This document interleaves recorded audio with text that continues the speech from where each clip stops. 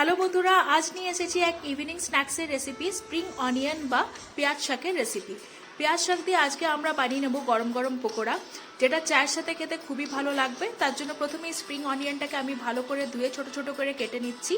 এরপর আমরা একটা বলের মধ্যে নিয়ে নেব সামান্য পরিমাণ স্প্রিং অনিয়ন, যেটা আমরা কেটে রেখেছিলাম, আর একটু বেসন দেবার পরে এর মধ্যে স্বাদ মতো লবণ, ধনে জিরে গুঁড়ো, একটু মশলা, আর দিয়ে দিচ্ছি সামান্য পরিমাণ গোলমরিচ গুঁড়ো। সব দিয়ে খুব ভালো করে একটু জল দিয়ে মেখে নিতে হবে। আর সামান্য পরিমাণ তেল দিয়ে দিয়েছি ওপর থেকে, এতে টেস্টটা আরও ভালো আসবে। মাখার সময় মনে রাখতে হবে এটা যেন খুব বেশি পাতলা না হয়ে যায়। এরপর পকোড়ার আকারে আমরা গরম তেলের মধ্যে ফ্রাই করে নেব। মিনিট 10 থেকে 15 মিনিটের মতো এটাকে ভালো করে ফ্রাই করতে হবে মিডিয়াম টু হাই ফ্লেমে। বেশি হাই করলে আবার পুড়ে যেতে পারে, তার জন্য মিডিয়াম ফ্লেমেই ফ্রাই করা সব থেকে বেটার হবে। আর যখন একটু গোল্ডেন ব্রাউন হতে স্টার্ট করবে তখন এটাকে একটু ভালো করে এরকমভাবে নাড়ি চাড়িয়ে নিতে হবে। আর যখন পুরোপুরি গোল্ডেন ব্রাউন হয়ে যাবে তখন তৈরি হয়ে যাবে আপনার পকোড়া।